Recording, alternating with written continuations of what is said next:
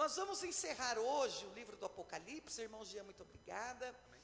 Nós vamos encerrar o livro do Apocalipse fazendo um sumário geral dos eventos escatológicos. Então, vamos fazer um resumão de tudo que nós vimos até agora, de todos os eventos escatológicos citados na Bíblia. Para isso, eu gostaria que vocês também prestassem atenção, quando forem estudar em casa, no livro de Ezequiel,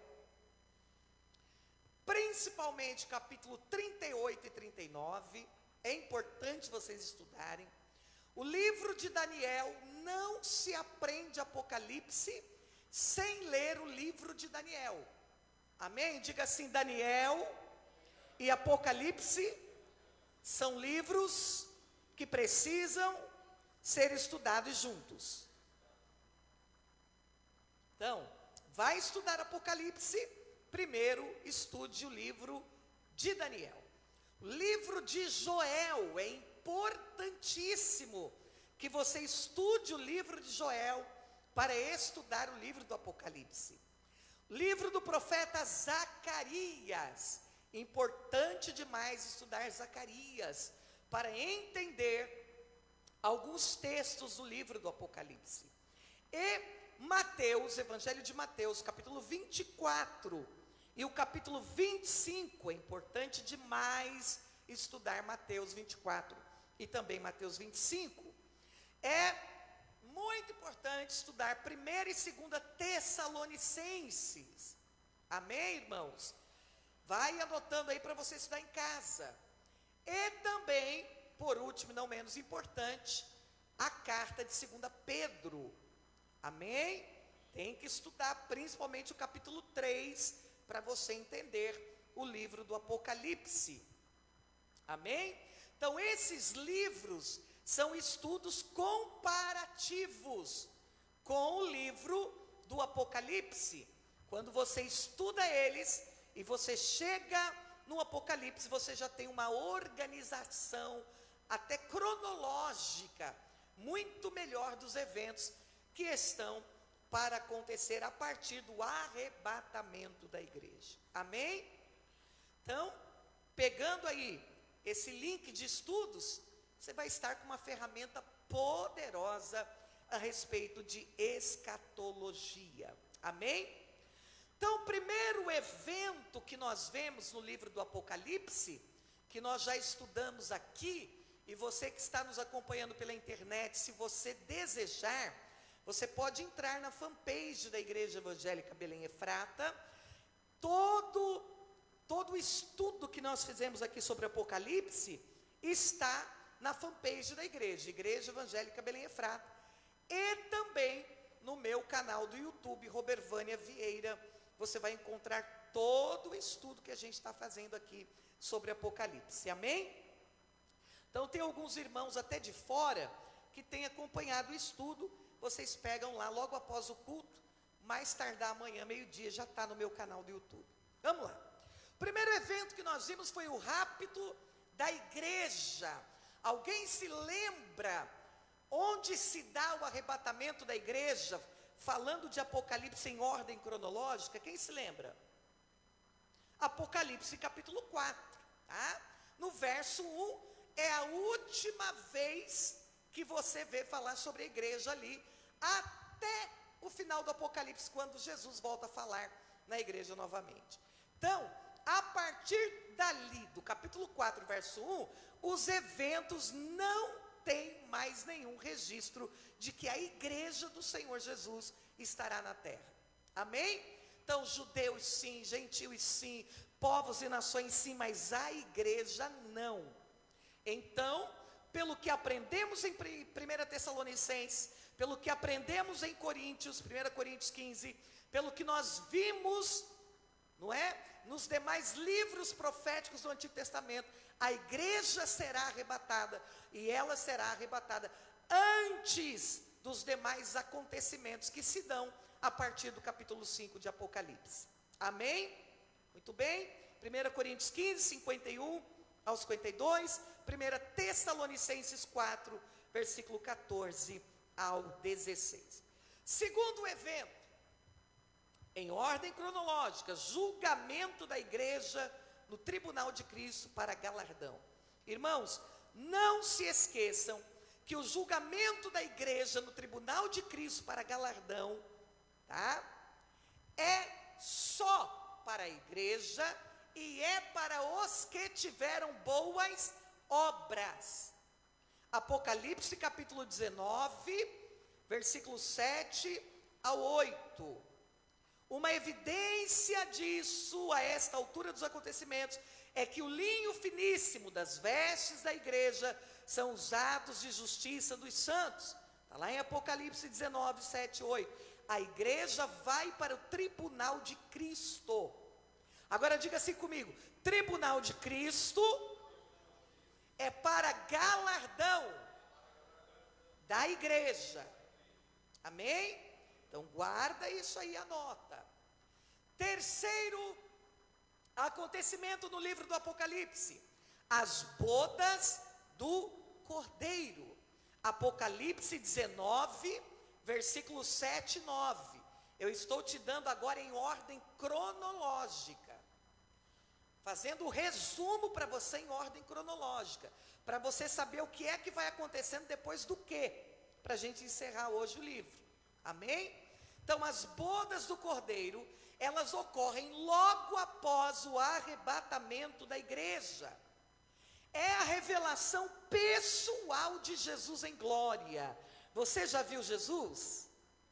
Mas lá nas bodas você vai ver ele pessoalmente, conversar com ele, pode abraçar ele, pode beijar ele, sentar no colo dele, o que você quiser fazer, tá bom? É nas bodas do Cordeiro que nós teremos a revelação pessoal de Jesus em glória. Então lá você vai entender o que é ter um corpo físico, mas transformado em glória, tá bom? Toda a sua curiosidade será sanada. Aleluia. Uma evidência deste acontecimento é que ao descer o Senhor, as bodas já terão ocorrido, como se vê comparando Apocalipse 19, 7 e 9, com Apocalipse versos 11 e 14. Assim, enquanto os juízos divinos caem sobre a terra, durante a grande tribulação, no céu vai estar acontecendo uma grande festa. Amém? Então, o Senhor Jesus estará com a igreja, celebrando, festando, e os juízos de Deus caindo sobre a terra. Quarto evento em sequência: retirada daquele que restringe o pecado. Quem é aquele que restringe o pecado? O Espírito Santo. Trata-se do Espírito Santo. O pecado e seus males terão então livre curso. O Espírito Santo não estará atuando como ele atua hoje, constrangendo-nos do pecado. As pessoas estarão livres para pecar à vontade sem nenhum constrangimento, porque o Espírito Santo não estará constrangendo-as. Esse afastamento aqui do Espírito Santo é quanto à ação do pecado. Ele continua a operar na salvação dos pecadores, porque haverá salvação durante a grande tribulação. E se não for pelo Espírito de Deus, ninguém se salva. Então, quando nós falamos na ação do Espírito em relação ao pecado, falamos que o tempo da graça ter-se-á encerrado. Ou seja, o Espírito que age hoje na graça para nos constranger dos nossos pecados, não fará mais isso. Agora as pessoas se converterão a Deus, amém? Livre e espontânea vontade, assim como elas também podem se perder livremente, ok? E uma vez que elas se convertam ao Senhor, por obra do Espírito, Ele ainda age na conversão, Ele não age mais na restrição da vontade de pecar. Ou seja, o homem está por sua conta, na sua decisão. Amém? Hoje a gente ora, a gente jejua, a gente clama, e o Espírito Santo vai lá e começa a trabalhar no coração da pessoa. Ela não quer, mas ele começa a quebrantá-la. Nesse período, ou ela quer, ou ela não quer. Tá? Quis, aí o Espírito Santo a regenera para a salvação. Está pegando aí, irmãos? Deu para entender? Uma coisa é uma coisa, outra coisa é outra coisa, amém? Oh, glória! A sua operação na salvação dos pecadores, evidentemente, continua, como se vê em Apocalipse e se vê também em 2 Tessalonicenses, capítulo 2, versículo 3 ao 10. Então, a retirada do Espírito Santo está lá em 2 Tessalonicenses, capítulo 2, do versículo 3 ao 10. Quinto evento ou acontecimento, em ordem cronológica, é o surgimento do anticristo no cenário mundial. Surgimento do anticristo no cenário mundial. Igreja arrebatada. O Espírito Santo encerra o tempo da graça. O anticristo, então, pode tomar para si o governo. Amém? Pode tomar para si o governo. Quando a gente fala que ele pode tomar para si o governo, nós estamos falando de sua manifestação literal, onde ele terá todas as nações do mundo nas suas mãos. Nós não estamos falando que ele nasce aqui. O anticristo muito provavelmente já existe e está só esperando a autorização de Deus com a retirada da igreja da terra e da ação do Espírito Santo. Ah, meus irmãos, não é que ele vai nascer, não, ele vai se manifestar como governo mundial de todas as nações. Apocalipse capítulo 13, versículo 1 ao 2. O início da carreira do anticristo será algo insignificante. É denominado chifre pequeno, lá em Daniel 7:8. Daniel 7:8. Lá o anticristo é chamado de chifre pequeno, o que significa que o início do seu governo vai ser tranquilo, suave. Ele não vai chegar como todo poderoso. Algo até muito simples e talvez insignificante para alguns, mas é só por um tempo, porque depois ele tira as garrinhas para fora. Logo depois, numa demonstração de força, olha que interessante, ele derrubará 3 reis, isto é, ocupará 3 países. Daniel 7:24. Se quiser ir colocando aí no telão, minha amada, pode ir colocando. Daniel 7:24. Esses 3 reis e 3 países provavelmente serão, naquele momento, os 3 países de maior poder da face da terra. E poder financeiro, poder bélico, poder de guerra. Tá? E certamente esses próprios 3 países é que terá colocado ele com maior força no poder. Mas eles depois, não é, terão que ceder o governo para o anticristo, porque ele vai tomar. Após os primeiros 3 anos e meio, o anticristo anulará o pacto feito e começará a perseguir os judeus. Esse pacto feito é com quem? Com Israel. Tá? Um pacto de paz. Pacto de paz.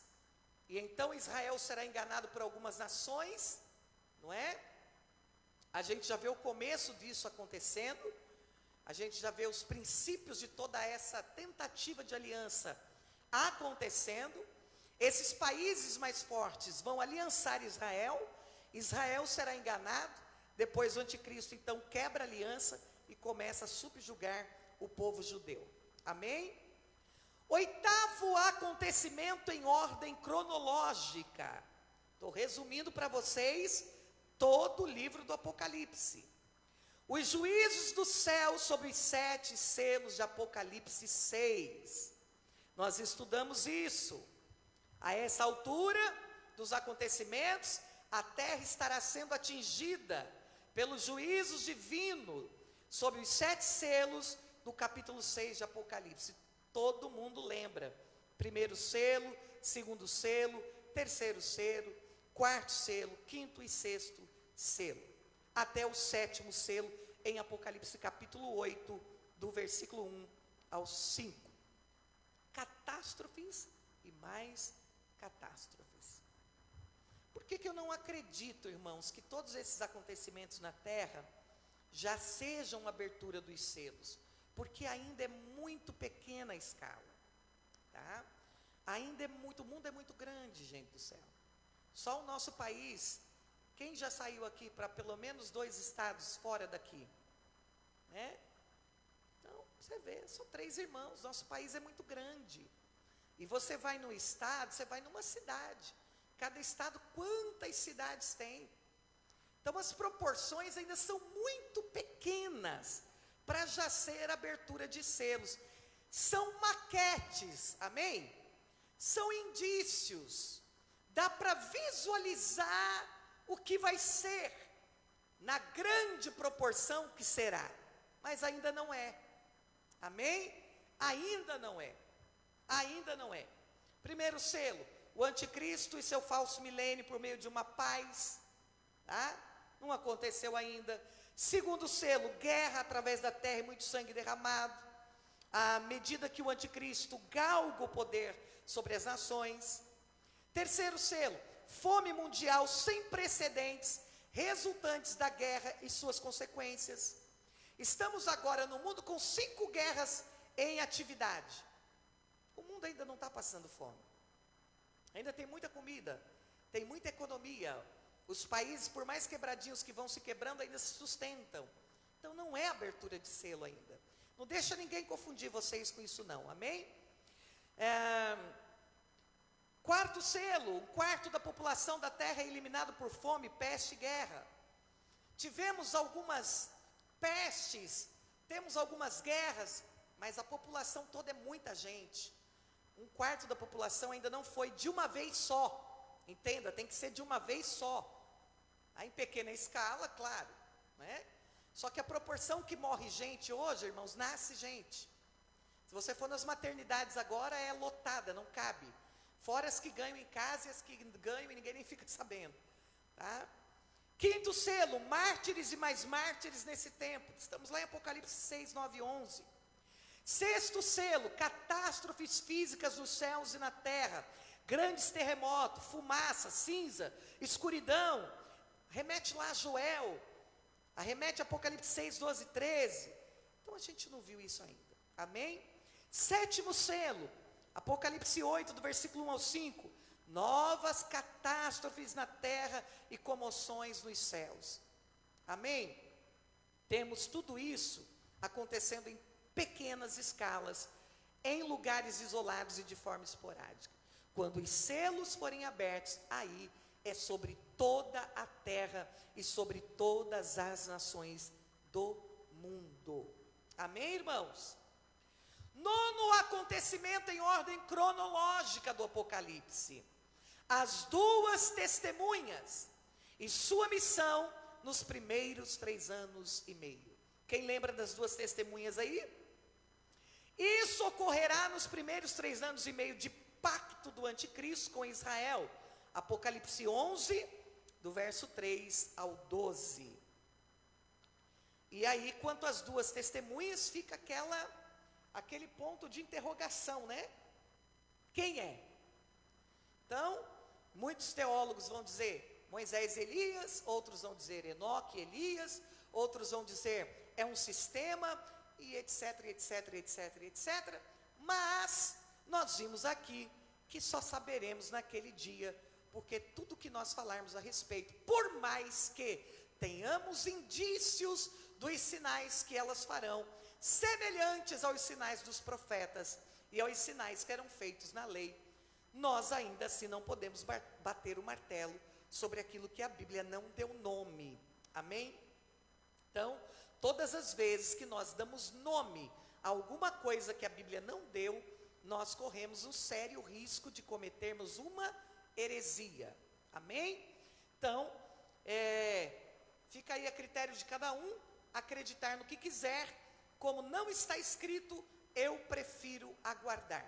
Eu sei que eu vou estar lá com Jesus, Jesus vai mostrar para nós quem é, tá bom? Oh, glória! 10º acontecimento em Apocalipse em ordem cronológica. 140 mil judeus salvos em Israel. Quem lembra no que nos arremete os 144 mil judeus aí?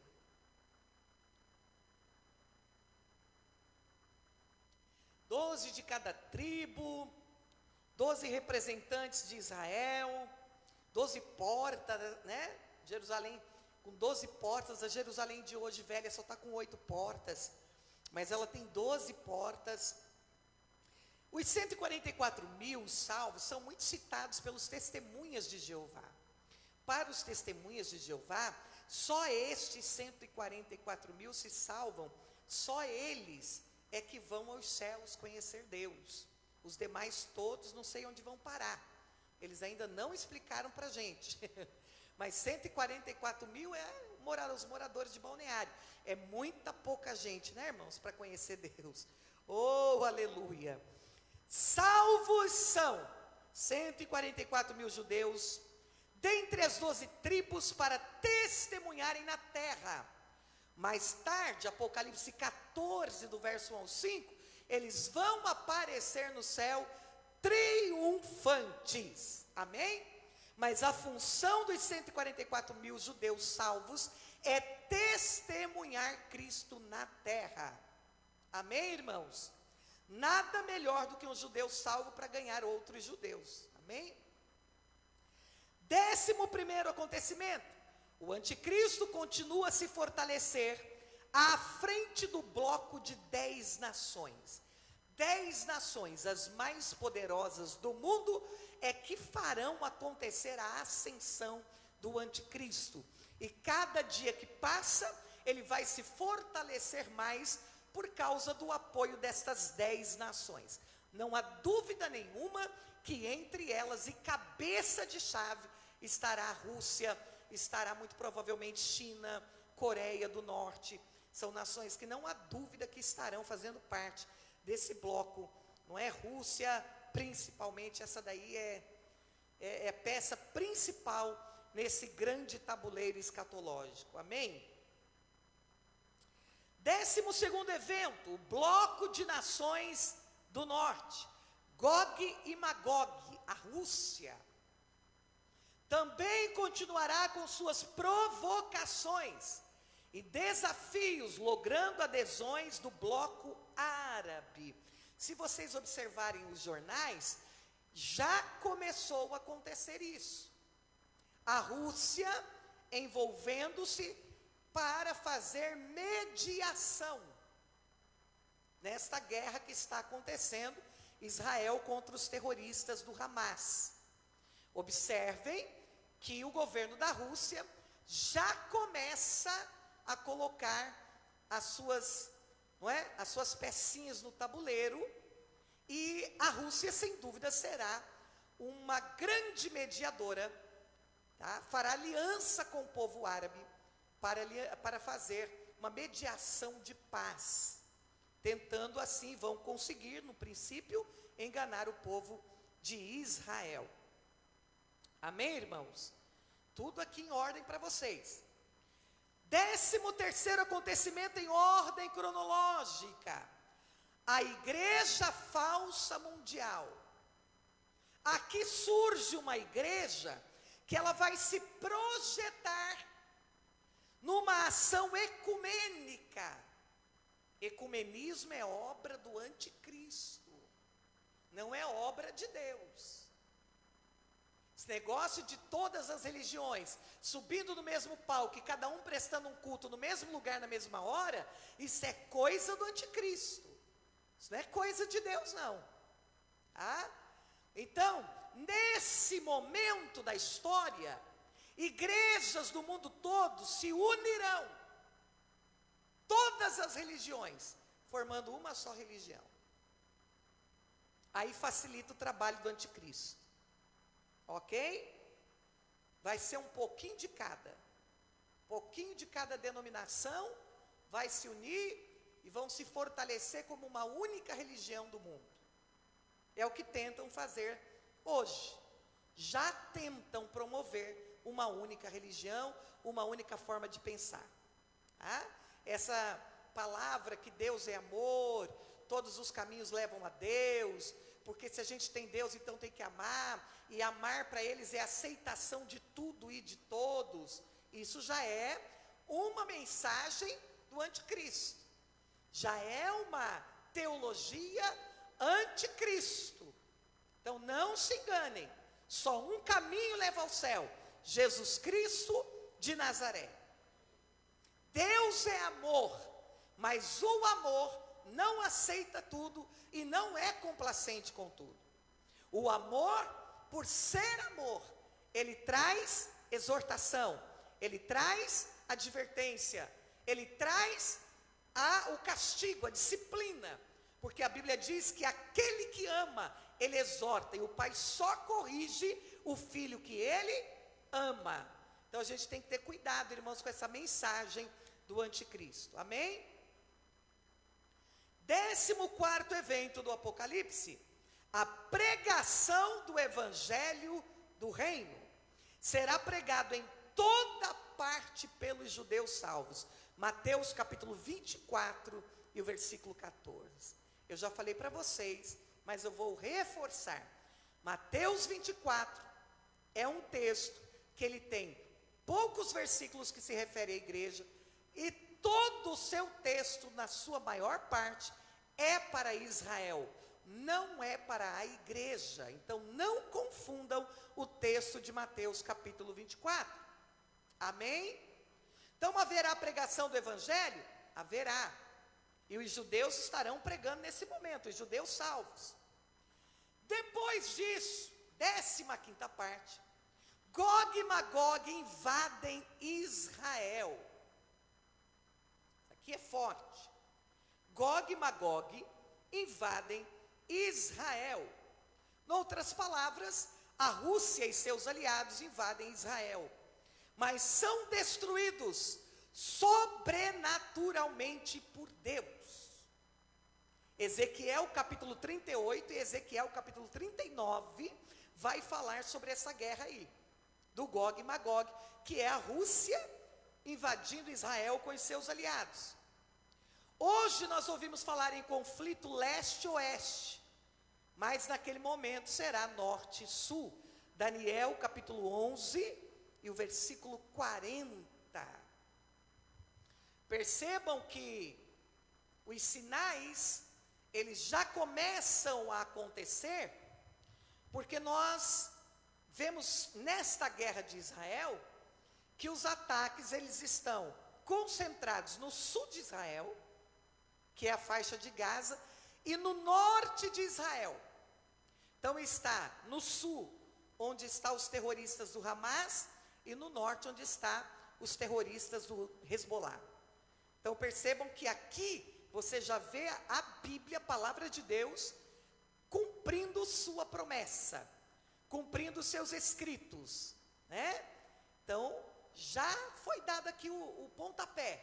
É por aqui que a gente começa a guerra, é por aqui que a gente começa a mortandade. A Bíblia, ela é perfeita, amém, irmãos? Aleluia. 17º acontecimento, a igreja falsa mundial, que predominou na terra, sob a égide do anticristo, por 3 anos e meio, será destruída, olha aqui, pelos 10 países, sob a chefia do próprio anticristo. Apocalipse 17, versículo 16 ao 18. Aquela igreja que achava que estava em paz, agora a gente está no bem bom, o governo não nos persegue, nós temos liberdade. Não, queridos, ninguém faz aliança com o diabo para permanecer vivo. Ninguém, não se engane. O diabo, ele dá com uma mão e ele toma com outra. Na verdade, ele não te dá com mão nenhuma, porque ele rouba aquilo que ele inventa que está te dando. Tá? De alguém ele está tirando para te dar. Então toma cuidado. Esse negócio aí de casar 2, 3, 4, 5 vezes, meu irmão, é o diabo tomando de alguém para te dar. Ele vai te tomar de novo. Por isso que segundo, terceiro, quarto, quinto casamento, pode ver, irmão, que a maioria dos divorciados se casam 2, 3, 4, sem ficar tentando casa 100 vezes. Porque você nunca está tendo quem é teu de verdade. O diabo está sempre tomando de alguém para te dar. Está entendendo? A não ser que você casou com alguém que era solteiro ou viúvo. Casou com alguém que já foi casado, o diabo tomou de alguém para te dar. Porque é ele que veio para matar, para roubar e destruir. Por isso que se eu ficar viúva ou divorciar, que Deus me livre das duas coisas, se acontecer, eu não me caso mais. Porque eu não vou ter nenhum solteiro, que eu já estou velho. Viúvo também eu não quero, Deus o livre que a outra vem puxar meu pé na madrugada. Então não vou casar mais de jeito nenhum. Quem já casou? Amém, glória a Deus, pare por aí.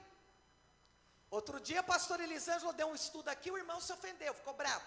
Eu estava pregando lá em São Paulo. Ele disse, a pastora ficou falando lá de divorciado, e eu, agora estou casado, vou ter que divorciar de novo. Falei, não, né, irmão?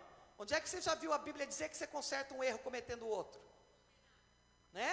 Você não conserta um erro cometendo outro. Mas agora que você aprendeu, fica nesse casamento até o fim, vaso. Ou decida virar eunuco e viver para Deus, que senão não dá. Não é não, irmãos? É duro, amados. É duro, bem durinho, aleluia. Quem está casado, sossega, aleluia. Descansa no Senhor o seu coração. Eita, é isso aí, amém? Essa é a palavra, viu, irmãos? Não é eu que estou dizendo, não, é por mim. Você pode casar 1000 vezes, eita glória, me convida para o casamento que eu como bolo, aleluia, faço tudo. Mas a palavra do Senhor não ensina assim, né? Aí você vai por sua conta e risco. Mas a palavra, tem perdão? Claro, irmãos. Não tem perdão, é para blasfêmia contra o Espírito Santo. É óbvio, a pessoa não deu certo, casamento desastrou, foi um desastre total. Ok, não aguenta ficar sozinho, casou de novo, mas tem que parar. Amém, irmãos? Tem que parar. Por isso que uma pessoa divorciada, ela deve pensar 1000 vezes antes de casar de novo. Tem que pensar 1000 vezes, passar por processo de cura interior, pelo menos 2, 3 seminários de cura, de libertação, para estar bem sarada, irmãos, bem sarada, tá bom? Para poder se casar de novo, porque senão, né, fica aquela situação toda. E aí, o diabo ele vai tomando, porque quem destrói? A Bíblia diz o quê? Ele é que destrói.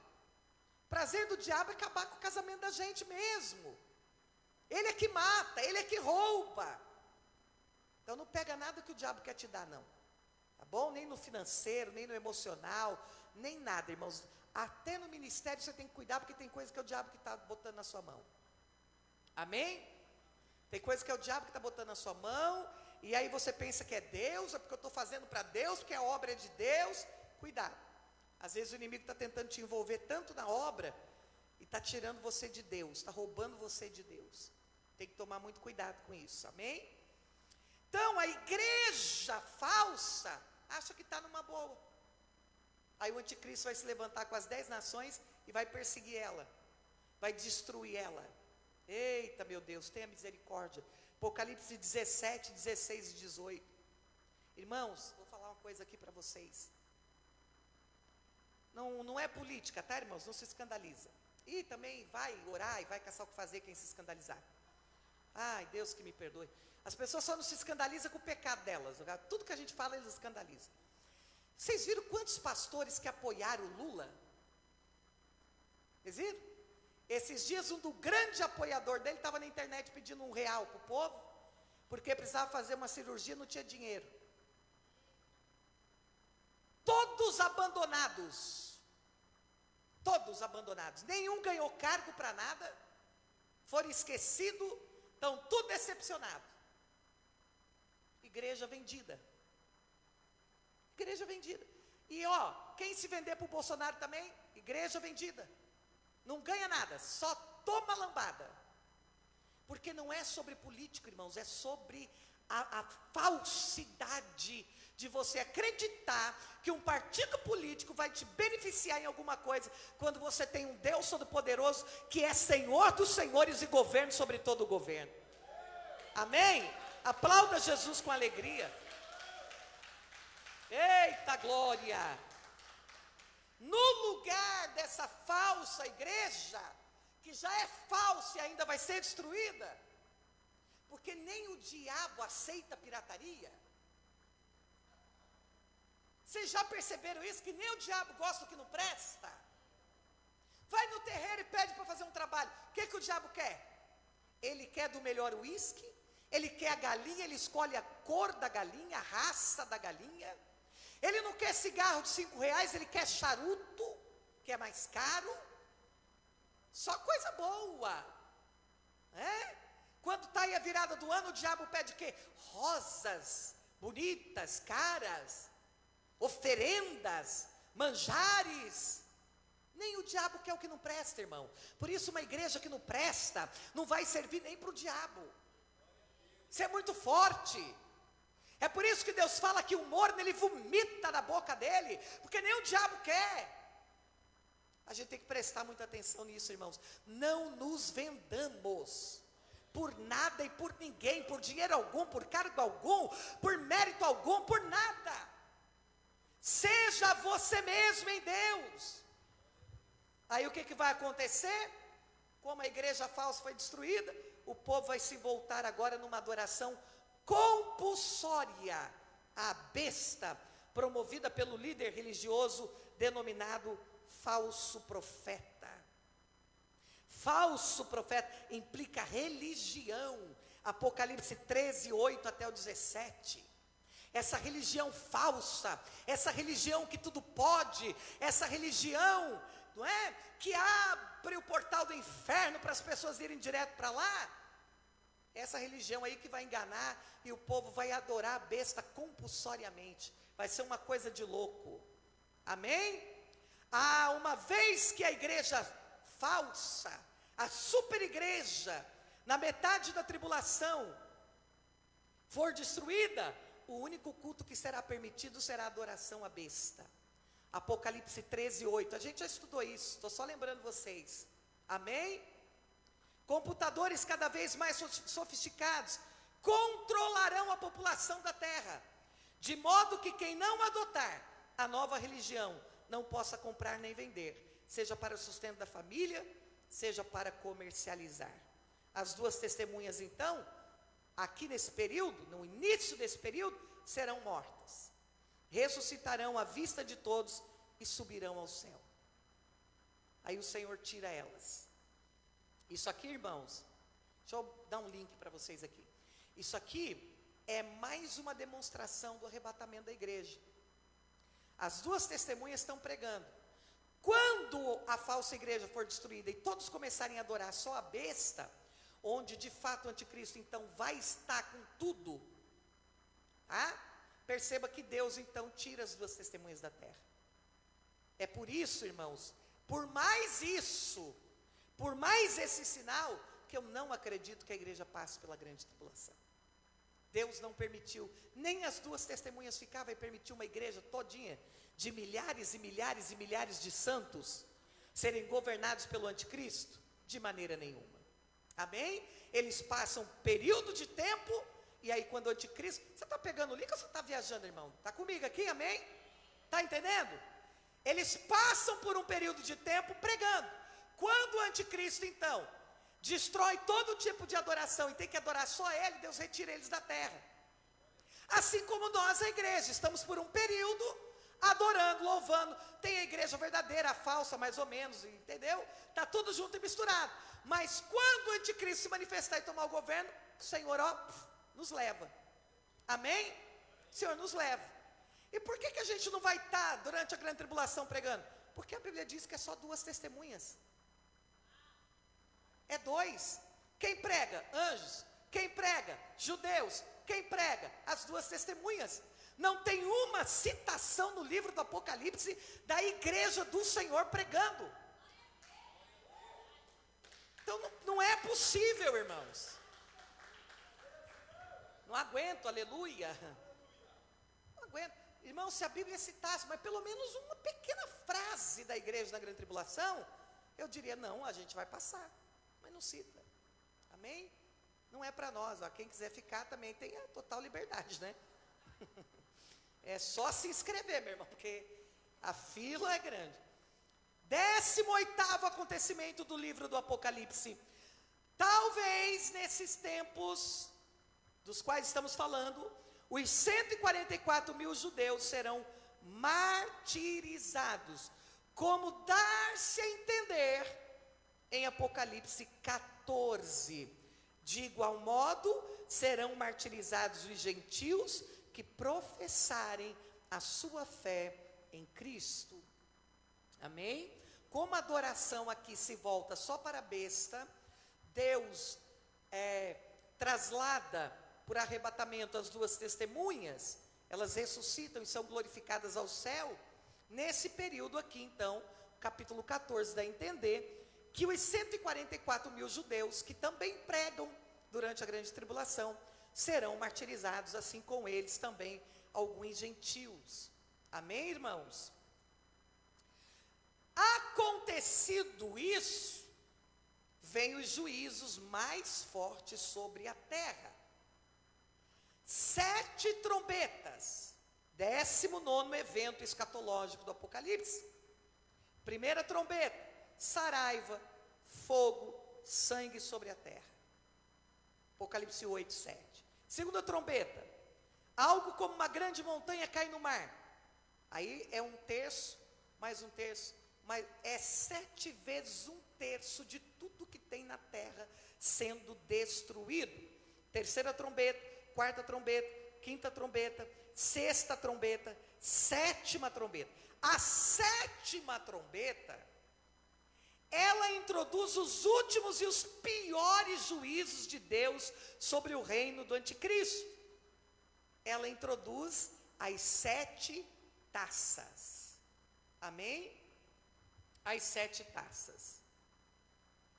Outro dia nós estávamos aqui falando sobre isso, e tínhamos um visitante aqui de Belo Horizonte. Depois do culto ele falou comigo: olha, eu estava estudando com fulano de tal, e ele disse que é tudo um acontecimento só. Os selos, as trombetas e as taças. Eu disse para ele: bom, você leu quantas vezes o Apocalipse? Ele disse: eu já li 1000. Eu disse: meus pêsames, seu cérebro morreu, meu filho. Porque se você já leu 1000 vezes o Apocalipse, você acredita que esses acontecimentos é um só, então eu não sei que Apocalipse que você leu, mas eu te respeito, não é? Mas eu preciso pedir para você ler com mais calma. Leia sem, tira da mente, tira os sofismas, tira, sabe, as teologias, as fábulas, olha, tira. Peça para o Espírito Santo: entra aqui, Espírito Santo, me revela. E leia com muita calma, porque os eventos são divididos por tempos, não é? Agora, como eu já expliquei para vocês, um vai gerando o outro. Deus, 6 selos, não queremos saber de ti. 7 trombetas, não. 7 taças, não. Então pronto, coloca tudo no lago de fogo e enxofre e acabou a história. Tá? Enquanto os juízos de Deus estão caindo sobre a terra, ainda se tem oportunidade de se salvar. Você não tem que ter medo quando Deus fala. Você tem que temer quando Deus se cala. A pessoa que tem um medo de Deus falar, corre de profeta, tem um pavor de profeta. Irmão, eu tenho amor pelos profetas, né? Quando Deus está falando, querido, tem tempo. Deus está falando, algo está se movendo em tua direção. Deus fala para que o homem fique vivo, está escrito na Bíblia. Amém? Para que o homem fique vivo. Agora, Deus calou, meu irmão, silenciou de vez, fica ligado aí. Vai para o joelho, ora, pede socorro: Jesus, quero ouvir tua voz, fala comigo. O Senhor está muito quietinho, tem misericórdia. Amém? Então essas trombetas são tocadas, e no 20º acontecimento, em ordem cronológica, nós vamos ver no livro do Apocalipse uma grande multidão de israelitas fiéis, fugindo para os montes do deserto de Edom, no sul de Israel, onde estarão protegidos da destruição. Aqui está Mateus capítulo 24, verso 16, Apocalipse capítulo 12 e o verso 6. Foi neste lugar, no sul de Israel, Renata, que Elias foi protegido no passado. Olha que tremendo. Foi lá que Deus guardou o profeta, que Deus escondeu o profeta. Amém? E o povo de Israel, eles vão fugir para o sul, para se esconder e se protegerem nos desertos de Edom. Seria até legal a gente jogar um mapa, joga o mapa de Israel aqui, para os irmãos terem uma noção. Mesmo lugar que Elias se escondeu, foi protegido pelo Senhor. Deus sempre tem um lugar de proteção para o seu povo, irmãos. E Deus, ele é pontual com lugares, viu? Deus é pontual com lugares. Eu vejo as pessoas falando, que igreja sou eu, onde eu estiver eu sou igreja, que eu cultuo onde eu quiser, eu adoro onde eu quiser. Olha, não é bem assim na Bíblia não.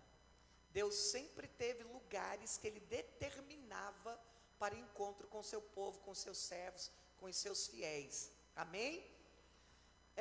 Apocalipse então 12, 6, Mateus 24, 16. Amém? Com esta fuga do povo de Israel, os que sobraram, tá? Até aí já morreu muitos.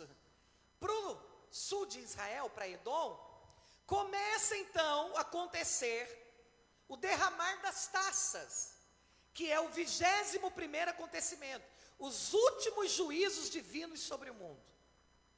É os últimos, tá? Que são as 7 taças da ira divina, descritas em Apocalipse capítulo 15 e 16, são flagelos e catástrofes em escala mundial e de efeitos destruidores jamais conhecidos. Aqui está mais uma prova de que o que está acontecendo hoje ainda não é a grande tribulação. Tem gente até falando que já é, irmãos. Eu penso que os crentes têm um parafuso a menos. Só pobre eu não compreendo esse povo. Não é?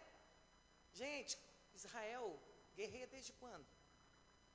Desde que a gente conhece Israel, eles estão em guerra. Quando é uma coisa ou outra. Não é? Claro que as proporções, conforme o tempo vai se findando, elas vão aumentando. Vai morrendo mais gente, vai fazendo mais estrago. Mas ainda não é. Porque quando as taças forem derramadas, o estrago será algo nunca conhecido no mundo inteiro. Nunca visto. Amém, irmãos? Primeira taça, chagas malignas sobre os adoradores da besta. Apocalipse 16 e 2. Segunda taça, o mar inteiro contaminado e tomado em sangue. A vida marinha desaparece. Apocalipse 16 e 3. Terceira taça, rios e fontes de água doce contaminados. Apocalipse 16. Esse juízo aqui decorre no derramamento de sangue pelo homem, através dos milênios. Quarta taça, o aumento de temperatura do sol queimando os homens. Apocalipse 16, 8 e 9. Este castigo resulta em blasfêmia das massas, em vez de arrependimento. Quando era para se arrependerem, eles vão blasfemar cada vez mais contra Deus. É forte, não é, irmãos? Quinta taça, trevas reais envolve o reino do anticristo. Apocalipse 16, 10 e 11. Este juízo acarreterá problemas imprevisíveis na administração do anticristo, seu reinado e seus negócios. Presta atenção aqui, irmãos. Quando Deus quer derrubar um governo, Ele derruba. Por isso que nós, os servos do Senhor, podemos descansar nele, independente de quem esteja no poder. Se Deus quiser derrubar, Ele derruba. Hoje ainda alguém falava para mim, pastor, até quando vai esse governo no poder, fazendo o que está fazendo, mentindo como está mentindo? Até Jesus querer. Se ele governar até o fim, Deus permitiu para juízo de muita gente, inclusive dos que se venderam. Olha lá o mapa de Israel. Tá? Ó, reino de Edom, cá para baixo, bem cá embaixo. Tem como subir ele um pouquinho? Ele está aberto todo? Teria que ser um pouquinho menor para aparecer ele todo, né? Mas aqui é reino de Edom. Bem cá embaixo é o sul de Israel, tá? Então é onde o povo começa a fugir. Aqui está a região de Gaza, né? Já tirou? Tá ali, ó, estado dos filisteus, é a região de Gaza. Esse povo de Gaza nada menos, nada mais é do que os filisteus, tá, irmãos? Isso aí, sinceramente. Amém? Então, deu para você entender. O norte de Israel lá para cima, tá? Sobe Jerusalém, sobe lá em cima. Nazaré, Galileia, passa tudo lá em cima. É o norte de Israel, onde está o Hezbolá. Amém? Eu vou trazer para o culto qualquer dia desse o mapa em relevo de Israel que a gente trouxe, que é muito interessante, é muito legal vocês darem uma observada, tá? Então, meus filhos, esse povo ali da região de Gaza é o povo filisteu, sempre odiar Israel, sempre vão odiar. Quinta taça, Deus derrubando o governo do anticristo, ele sofrendo, e aí mais blasfêmias em massa da humanidade, em vez de arrependimento. Aí que eles vão blasfemar mesmo, aí que eles vão sentar a lenha em Deus mesmo. Sexta taça, o rio Eufrates seca, assinalando os fatos iniciais da batalha de Armagedon. Eita glória! Essa secagem agilizará o avanço dos exércitos do Oriente na sua marcha para Israel. Vai facilitar a passagem deles, a chegada deles para a tomada de Jerusalém. Amém, meus filhos? Você tem mapa aí na sua Bíblia, você pode verificar, no final da Bíblia sempre tem mapas. Só você visualizar aí onde está o rio Eufrates, e você já visualizar que ele vai secar. E você vai perceber então que ele será uma passagem, facilitando a chegada de quem? De quem, irmãos? Dos 200 milhões de soldados que vão para a guerra do Armagedon. É aqui que os 200 milhões de soldados entram em cena. Amém? Eita glória!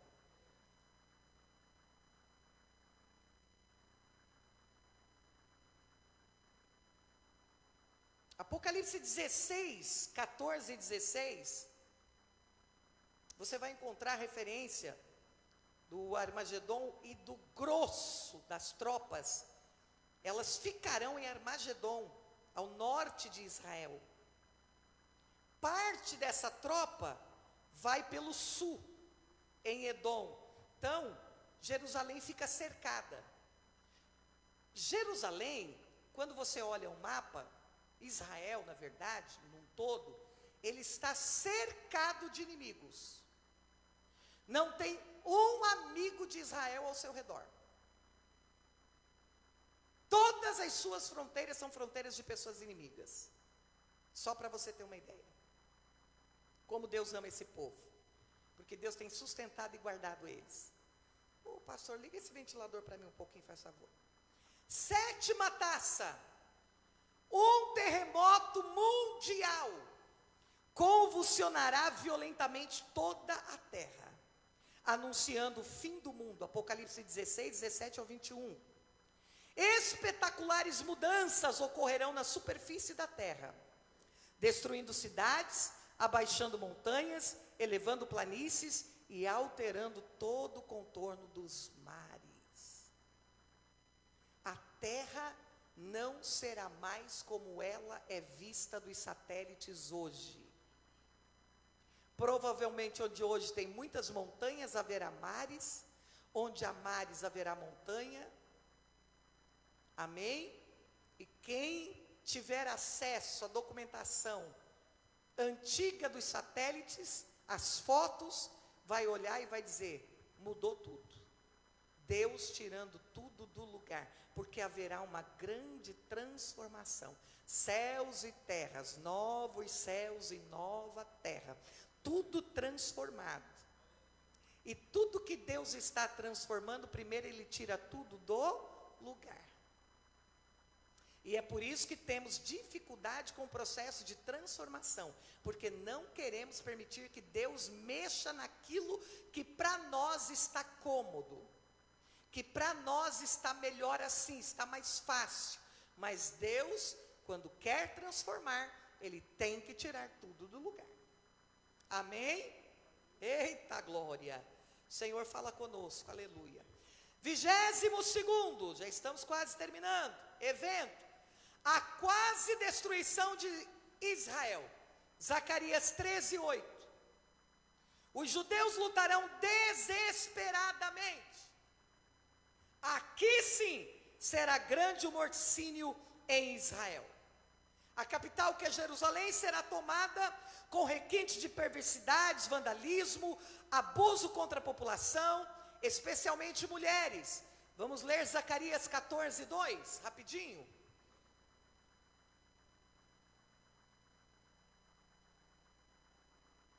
Zacarias 14:2. Vamos lá. Porque eu ajuntarei todas as nações para a peleja contra Jerusalém. Está vendo que isso aqui ainda vai acontecer, irmãos? Não é o que está acontecendo agora. Quando Deus fala todas, é todas, não é uma ou duas. E a cidade será tomada, e as casas serão saqueadas, e as mulheres forçadas, e metade da cidade sairá para o cativeiro, mas o restante do povo não será extirpado da cidade. Isso aqui, em uma proporção, já aconteceu a Jerusalém, mas não ainda na sua totalidade, onde todas as nações farão isso. Jerusalém já viveu muitos embates, mas não de todas as nações. Está entendendo, queridos? Então a palavra de Deus, ela é e ela será. E ela já foi. É o aqui, que é amanhã, mas que também já foi ontem. Se você não entender a palavra do Senhor assim, você nunca vai entender a Bíblia. Certo?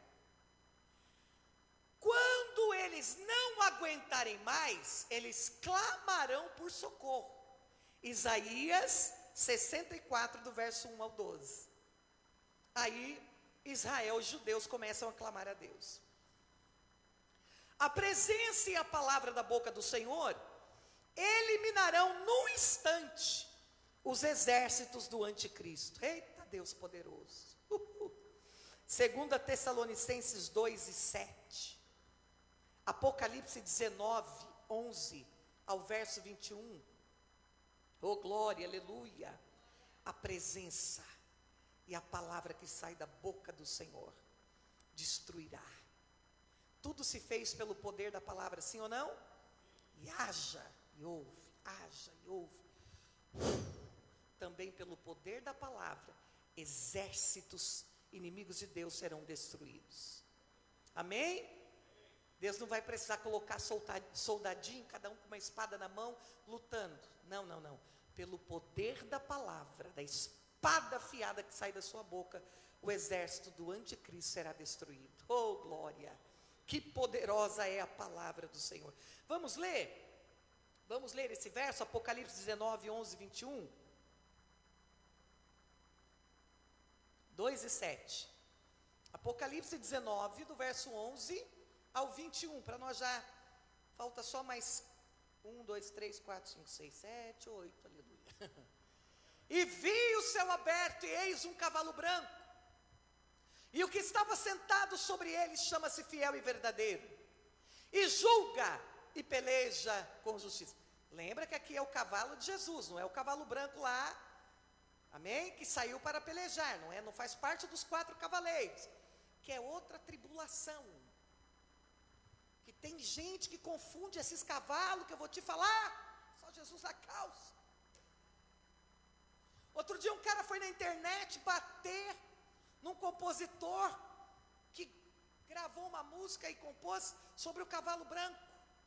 Que cavalo branco? Não lê Apocalipse? Ele, meu Deus, Ele não leu Apocalipse e está dizendo que o outro não lê Apocalipse. Jesus vem no cavalo branco, gente. Tudo que o diabo fizer é só para imitar ele. Olha lá, ele vem no cavalo, montadinho lá, tá? Os seus olhos são como chama de fogo. Lá como está em Apocalipse 1. E sobre a sua cabeça havia muitos diademas, poder. E tinha um nome escrito que ninguém sabia, senão ele mesmo. Aqui, ninguém sabe o nome de Jesus. Tem até a tatuagem aqui. Ninguém sabe. Yud Rei Vav Rei. Ninguém sabe o nome dele. Só ele mesmo. Você está entendendo? Porque que não tem. Ninguém consegue pronunciar o nome de Deus. Não tem. Ele escondeu, tomou para si. Nenhum judeu. Yavé, o outro Yahu, o outro Bliblu. Ninguém sabe. Não tem como traduzir isso aqui. Perdeu, não tem som. Amém? Ele estava vestido de uma veste tingida em sangue. E o nome pelo qual se chama é a palavra de Deus. O único nome que ele permitiu a nós conhecer dele, eu sou a verdade. A verdade é a palavra. A palavra é a verdade. Jesus é a palavra, Jesus é a verdade é Jesus, a palavra é Jesus. É o único nome que você pode chamar ele, palavra. Palavra. Eita glória. E seguiam-nos os exércitos no céu em cavalos brancos, e vestidos de linho fino, branco e puro. Oh glória. Oh, eu sinto a presença do Senhor. E da sua boca saiu uma aguda espada. O que a Bíblia diz sobre a palavra? E o que é que vai sair da boca de Jesus? Espada afiada, para ferir com ela as nações, e ele as regerá com vara de ferro, e ele mesmo é o que pisa o lagar do vinho do furor e da ira do Deus Todo-Poderoso. Os exércitos de anticristo sendo destruídos, porque vai sair uma espada afiada da sua boca, que é a palavra. Eita glória. E ele toma o governo para si, e governa com vara de ferro. Oh glória, aleluia. Então neste momento, 23º, começam a acontecer eventos geofísicos, no momento que Jesus toca no Monte das Oliveiras. Eita glória, aquele desce, aquele pisa a terra novamente, este se dividirá ao meio, produzindo o grande vale. Zacarias 14, e o versículo 4, nós já lemos nas outras quartas. Certamente toda a área de Jerusalém e cercanias se tornarão em planície, ficando Jerusalém num planalto, uma vez que da fonte que brotar em Jerusalém, águas correrão para o Mar Morto e o Mar Mediterrâneo igualmente. Ezequiel 47, amém? O Mar Morto, onde atualmente não há vida, será um viveiro de peixes. Por quê? Por onde a água passar, tudo que está morto viverá. Amém? Nós vemos que a terra já dá sinais de que isso vai acontecer.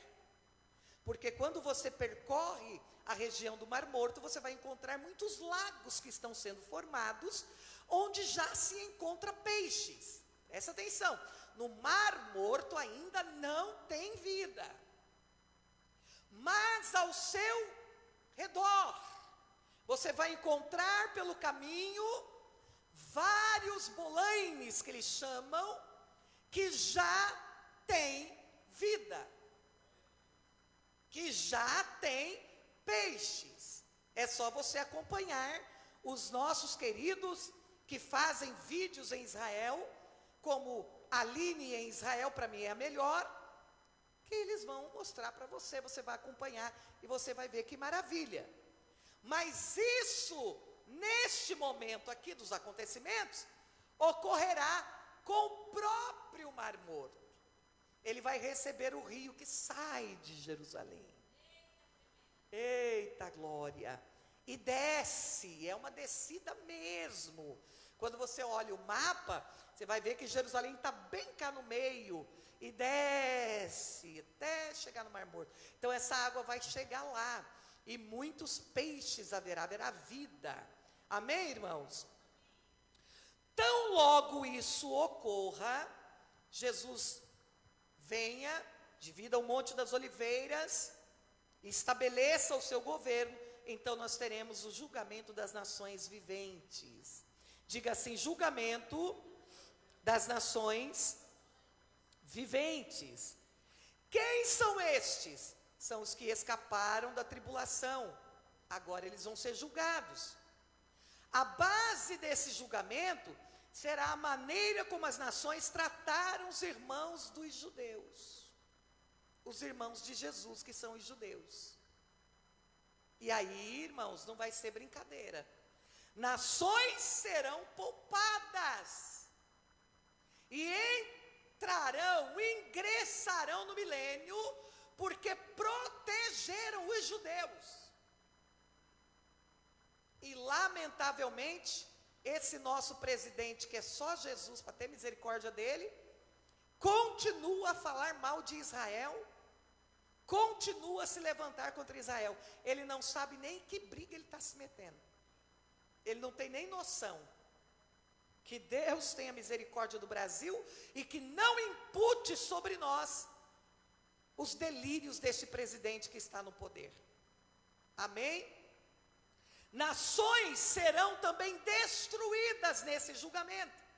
Isto é, seus habitantes serão eliminados. Mateus 25, do verso 31 ao 46. Vamos ler? Mateus 25, do verso 31 ao 46. Aleluia. Irmãos, quem perde a quarta da palavra, eu vou dizer uma coisa, perde uma coisa muito grandiosa. 31 ao 46, olha lá. E quando o Filho do Homem vier em sua glória, e todos os santos anjos com ele, então, eu nem aguento, então se assentará no trono da sua glória. Aí vai uns caras para a internet, falar que no arrebatamento, não tem esse negócio do arrebatamento não, que é a segunda vinda de Jesus, é essa aí. É essa daí de Mateus. Ô irmãos, eu não aguento coisa dessa. Eu acho que até as crianças já andam entendendo o Apocalipse. Como que é uma só, irmãos? Se 2 Tessalonicenses, 1 Tessalonicenses 4, Paulo não diz nada disso. Que ele vai sentar em trono de glória, nem que ele vem com anjo, nem com nada. 1 Coríntios 15, Paulo não fala nada disso. Paulo foi ao terceiro céu, Paulo esteve com ele pessoalmente. Tudo que Paulo recebeu e aprendeu, foi 3 anos no deserto da Arábia. Como Moisés foi chamado ao monte para receber a lei, Paulo foi chamado para passar 3 anos de discipulado, pessoalmente com Jesus. Ali ele é arrebatado e ele vai ao terceiro céu. E ele volta e diz assim: tem coisas tão inefáveis que eu não posso falar com vocês. Aí Paulo ia errar sobre o arrebatamento da igreja. Ele ia dar uma bola fora dessa. Aí quando você pega Apocalipse e pega Mateus, olha aqui, irmãos, é outra vinda, irmãos. O que as pessoas não conseguem entender é que a segunda vinda de Jesus, ela vai se dar em 2 etapas. Primeiro, a retirada da igreja da terra, e a segunda etapa, ele aparecendo para todos, todos o verão. Que é quando ele pisa, ele desce sobre o Monte das Oliveiras e ele estabelece o seu governo de glória. São 2 etapas diferentes. Olha aí, ó. Ele vem com os seus santos anjos, verso anterior. Ele vem com todos os santos anjos, se assentará no trono da sua glória, verso 32. E todas as nações serão reunidas diante dele. Olha a diferença, irmãos, dos relatos de Paulo para esse relato aí, de Mateus 25, que é paralelo ao Apocalipse. Olha a diferença dos fatos, gente. Pelo amor de Deus, não aguento. E apartará uns dos outros, como o pastor aparta bode as ovelhas. Estão tudo unidinho para querer destruir Jerusalém, cada um para o lado. Onde é que Deus fez isso na Bíblia no Antigo Testamento? Está vendo só como é que nós estamos ruinzinho de Bíblia? Na Torre de Babel, meus irmãos. Amém? Gênesis capítulo 11, que eles se reuniram, estavam construindo a torre, queriam chegar ao céu. Deus falou, desçamos, porque do jeito que eles vão, daqui a pouco eles vão se tornar um como nós. Desçamos lá. O que a gente faz? Confunde a língua deles. Quando Deus confundiu a língua deles e ninguém se entendia mais, se espalharam, foi cada um para um lado. Aí surgem as nações. Amém? Deus vai separar. Sai, vai um para lá, outro para cá, outro para lá. Vocês estão pensando o quê? Vocês se mandam? Agora é eu que governo. Oh glória, aleluia. E porá as ovelhas à sua direita, mas os bodes à sua esquerda. Quem são as ovelhas? Os que escaparam da grande tribulação, os que protegeram os judeus, os que ficaram do lado dos judeus. Esses são as ovelhas. E os bodes? Aqueles que se reuniram para destruir Jerusalém. É aqui que Deus separa. O bodezinho vai para um lado, a ovelha vai para o outro. Amém, irmãos? Aleluia. Até o verso 46 tem mais coisa aí bonita, aí vocês vão ler em casa. Amém? Oh, glória. 25º, o final da carreira do anticristo e do falso profeta.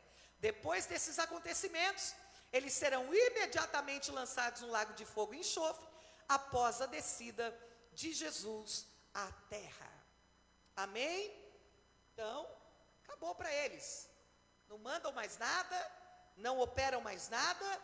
Jesus então agora vai lançá-los no lago de fogo e enxofre. Os bodinhos vão junto, vão tudo dando coice junto para o inferno. Amém? Depois disso, o que acontece? O diabo, seus demônios, o anticristo, o besta, o falso profeta e todos que quiserem junto, estão lançados no fogo, no enxofre. O que acontece depois? O remanescente judaico que escapar do Armagedon. 26º acontecimento. 2/3 dos judeus morrerão na investida destruidora das forças do anticristo. O terço remanescente se arrependerá, aceitará Jesus como seu Messias. Zacarias 13, do verso 8 ao 9, Zacarias 12, verso 10. Não são todos os judeus que serão salvos. Guarda isso aí. Muitos morrerão, tá? Será um genocídio, aí sim, um genocídio, a investida destruidora do anticristo. Mas os que se arrependerem, aceitando Jesus como Messias, que é 1/3, esses serão salvos. Esse remanescente constituirá o núcleo dos filhos de Abraão, que ingressarão no milênio em seus corpos mortais, iniciando o reino milenar do Messias. Gerarão filhos carentes de salvação, uma vez que a salvação não é transmissível. Cada um precisa se render e aceitar a Cristo por consciência própria. Amém, irmãos? 27º acontecimento. Aqui vocês percebem que a gente deu uma voltinha atrás para falar do milênio e para falar do povo judeu que se salva. Falamos agora também aqui de Satanás aprisionado, que é durante esse período do milênio. Apocalipse 12, 7. Amém? Apocalipse 20, verso 1 ao 3, fala do agente divino que age e batalha em favor de Israel, que é Miguel. Apocalipse 20, do versículo 4 ao 6, ainda fala sobre o milênio, o reino milenar que será glorioso na terra, prevalecendo paz, justiça por 1000 anos. Ingressa no milênio as nações que foram poupadas no julgamento das nações. Elas ingressam no milênio, então elas têm uma oportunidade de salvação no milênio, bem como os judeus que escaparem da campanha do Armagedon, que é uma campanha contra Jerusalém para destruir todos os judeus. Agora a gente volta então para o final da carreira de Satanás, que é Apocalipse capítulo 20, o verso 7 e 2. Sua carreira nefanda termina após um rastro de muitos milênios de males de toda espécie perpetrados contra a humanidade. Acaba o milênio, Jesus solta Satanás novamente, e agora ele será sentenciado ao fogo, ao lago de enxofre, por toda a eternidade. Aqui acaba a carreira de Satanás. Uma vez acabada a carreira de Satanás, Apocalipse 20, versículo 11 e 15, que a gente viu na última quarta, onde nós demos a introdução sobre o juízo final. O juízo final não é juízo da igreja, o juízo da igreja foi para recompensas, e não é o juízo das nações. O juízo final, Apocalipse 20, verso 11 e 15, é para todos os mortos ímpios. Eles ressuscitarão e serão julgados conforme as suas obras e enviados para o seu destino eterno, o lago de fogo e enxofre. Nessa ocasião, a morte também encerra a sua missão. Apocalipse capítulo 20, versículo 14. Amém, igreja? Então, o juízo final é para todos os ímpios que vão ressuscitar para receberem da boca do Senhor o porquê que eles já estão condenados ao lago de fogo e enxofre. Não tem arrependimento e não tem volta. Quem estiver no juízo final é porque já está condenado ao lago de fogo e enxofre. Está em Apocalipse, escrito com todas as letras.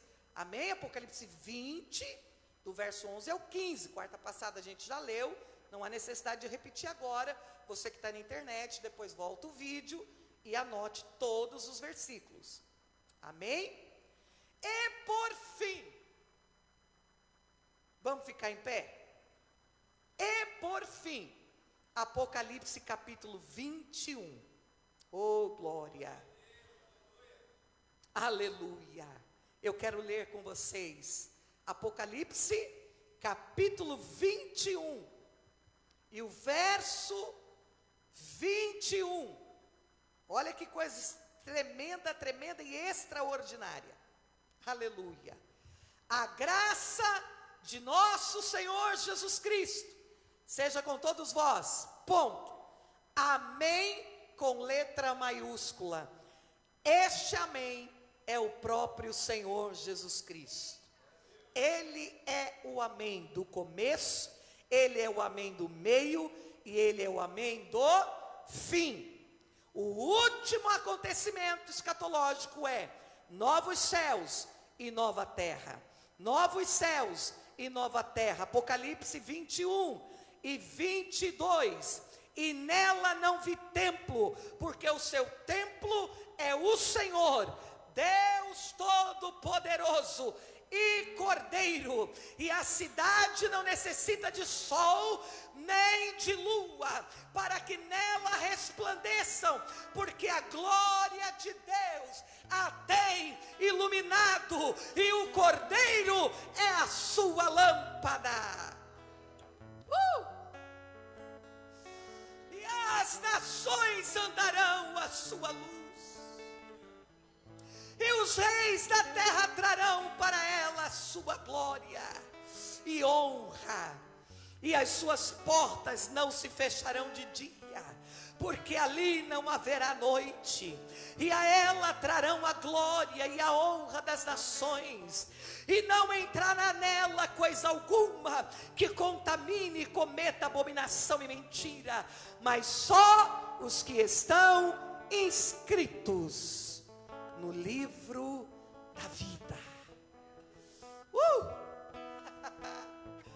esse é o final. E esse é o começo de uma nova história, de uma história eterna com Deus. E é para lá que eu e você estamos indo. É para este tempo, é para este momento que eu e você estamos indo. E o capítulo 22 mostra como é a cidade. E mostrou-me o rio puro da água da vida, claro como cristal, que procedia do trono de Deus e do Cordeiro. Oh glória, olha como é a cidade.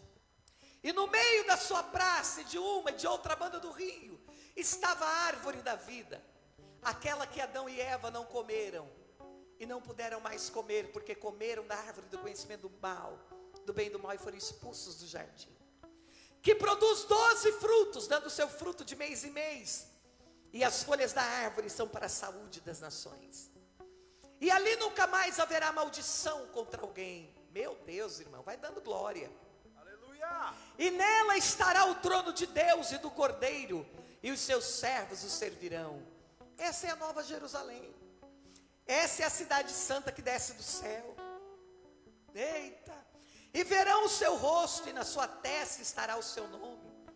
E ali não haverá mais noite, e não necessitarão de lâmpada, nem de luz do sol, porque o Senhor Deus os alumia, e reinarão para todo sempre. E disse-me: estas palavras são fiéis e verdadeiras. O Senhor, o Deus dos santos profetas, enviou o seu anjo para mostrar aos seus servos as coisas que em breve hão de acontecer. Eis que presto venho, bem-aventurado aquele que guarda as palavras da profecia deste livro. E eu, João, sou aquele que vi e ouvi estas coisas, e havendo-as ouvido e visto, prostrei-me aos pés do anjo que me mostrava para o adorar. E disse-lhe: olha, não faças tal, porque eu sou conservo teu e de teus irmãos os profetas, e dos que guardam as palavras deste livro.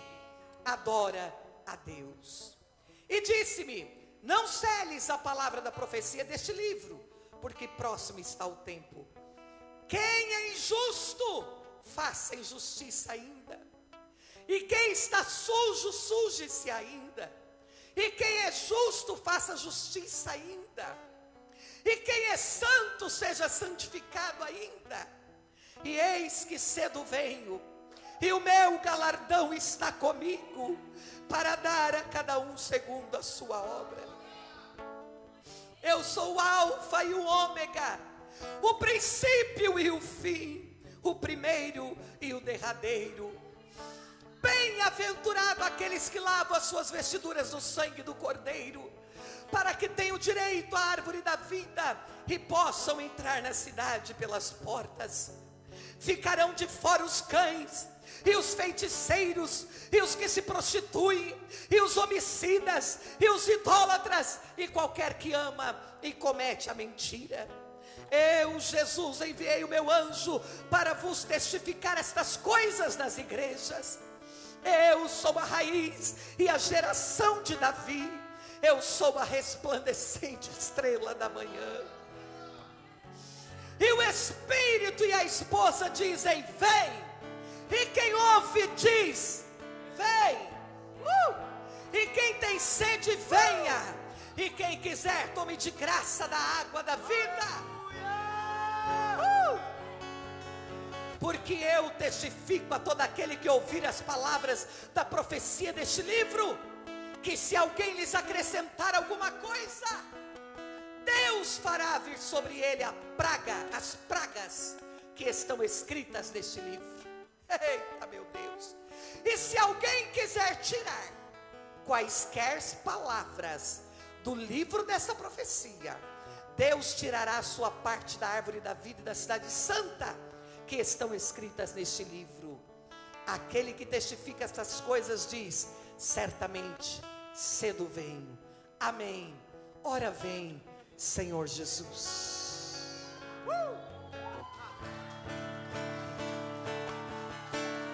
Não era um sonho, era realidade. João viu a cidade santa, para os crentes sendo preparada. Quem tem ouvido, ouça o que o Espírito diz às igrejas. Jesus Cristo está voltando. Te prepara para que tu veja. Não era um sonho, era realidade. João viu a cidade santa, para os crentes sendo preparada. Quem tem ouvido, ouça o que o Espírito diz às igrejas. Jesus Cristo está voltando. Se prepara para que tu veja. Oh, aleluia. Levanta a sua mão para o alto. Orabaxeira, cantarabaxúria. Nós entregamos a Ti, Pai, essa série de estudos sobre o Apocalipse. Não nos abandone nessa caminhada, Pai. Nos ajuda, doce Espírito Santo, porque nós queremos estar lá contigo nessa festa. Nós queremos estar contigo nesta nova Jerusalém. Oh, aleluias. E nós entregamos a Ti os nossos familiares, os nossos amigos, os nossos parentes que ainda não Te conhecem, Jesus.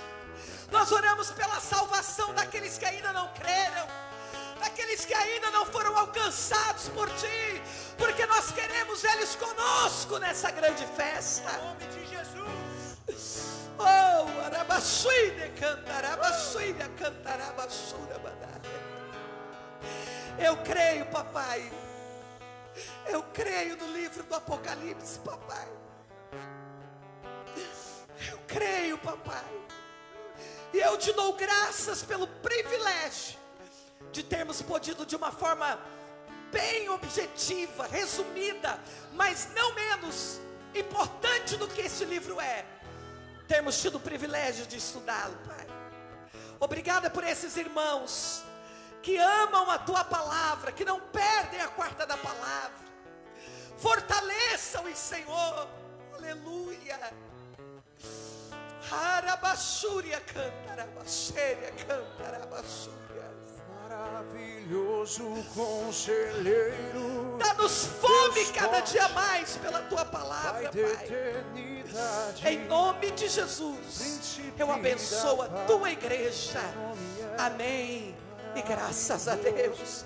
Aplauda Jesus bem forte. Pai da eternidade, Príncipe da paz, Teu nome é maravilhoso conselheiro, Deus forte, Pai da eternidade, Príncipe da paz, Teu nome é. Que o amor de Deus Pai, a graça do nosso Senhor e Salvador Jesus Cristo e a comunhão do Espírito Santo seja sobre todos vós. Todos digam amém. Vão na paz do Senhor. Se Jesus nos arrebatar, estaremos em glória. Aleluia. Se um de nós for primeiro, a gente se vê lá do mesmo jeito. Aleluia. Porque ninguém vai ficar aqui pro anticristo, não. Em nome de Jesus. Amém? Vão na paz do Senhor.